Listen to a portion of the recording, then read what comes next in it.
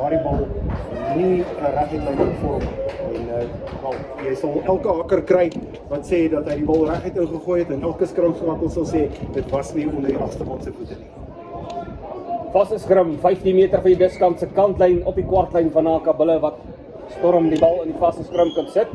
Dan weer Helderhuis wat sê, ons vorm die vaste skrim weer. En daar bly so 5,5 minute oor in die kragmeting. Naka Bulle 44-21 wat hulle voorloop. En dis Naka Bulle wat definitief dan tuis halfeindstryd sal hy volgende naweek die 23ste daar op AB Marius Park in die moot van Pretoria. Die wedstryd nog nie verby nie. Storm maar die bal kan inrol in die vaste skrim, dan gelaaf grond toe, die hele skrim maar opgepik deur Louis van Biljon. Hy was weg met die bal. 10 meter by aan die kwartgebied, word hy grond gebring deur die tikkies verdediging.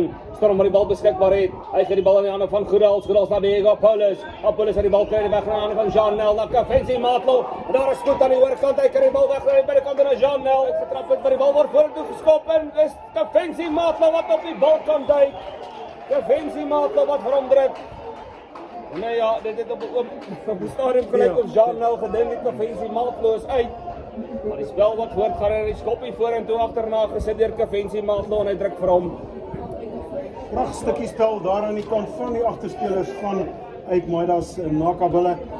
En ons het dit gesê wanneer hierdie span, praat nou van die Bulle, Naka Bulle, wanneer hulle agterlyn inspel kom, is hulle in die regte formasie, hulle hantering is goed, hulle soek daardie geleenthede, hardloop in die gapings in en sprei die bal so ver as moontlik na die sneller se kant toe.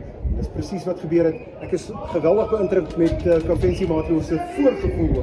Elke keer vanmiddag was hy daar gewees, gewag, geduldig gewag tot die bal inspel is om te gaan punte aanteken. Dis presies wat hy hier gedoen het. Ja, Kafensi Matlo, nie verniet 'n Curriebeeker speler nie. Hy dan vroeër ook in die seisoen vir die Bulle diens gedoen in die Curriebeeker daar in die eerste rondes van die Curriebeeker waar baie van die spelers daar gaan wees. Ja, inderdaad so. Inderdaad so.